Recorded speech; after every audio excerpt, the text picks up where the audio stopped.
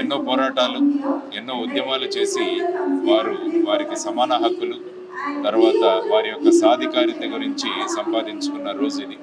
కాబట్టి మహిళల యొక్క స్థానం ఎప్పుడు కూడా భారతదేశ ఇతిహాసంలో మీరు చూస్తే ఎంతో గొప్ప ఇతిహాసంలో కూడా భారతదేశం యొక్క ఉంది. ఆ విధంగా భారతదేశంలో ఉన్న మహిళలందరినీ కూడా మనం ఆదరిద్దాం, వారికి సముచిత స్థానం ఇద్దాం. అనేక రంగాల్లో వాళ్ళు బ్రహ్మాండంగా ముందుకు వెళుతున్నారు. కాబట్టి ఆ విధంగా మహిళలు లేకుండా ఈ సమాజం చక్కగా వెళ్ళదు. ఒక దేశం కానీ, ఒక సమాజం కానీ, ఒక ఇల్లు కానీ చక్కగా ఉండాలంటే మహిళల భూమిక చాలా ముఖ్యం. కాబట్టి అటువంటి మహిళలను మనం గౌరవిస్తూ, సముచిత స్థానాన్ని వారికి ఇస్తూ, వారిని గౌరవిస్తూ మనమంతా కూడా భారతదేశ సంస్కారాన్ని ముందుకు తీసుకువెళదామని చెప్పి మనస్ఫూర్తిగా.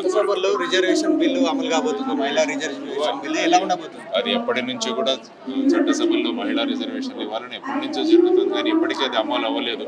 కాబట్టి ఆ బిల్లు ప్రవేశపెడుతున్నారు కానీ ఫైనల్గా కాబట్టి త్వరలో దీన్ని కూడా తీసుకురావాలి. ఎందుకంటే భారతదేశంలో సగానికి పైగా ఎక్కువ మంది మహిళలే ఉన్నారు. ఓటర్లు చూసుకుంటే పురుషుల కన్నా మహిళలే ఎక్కువ ఉన్నారు.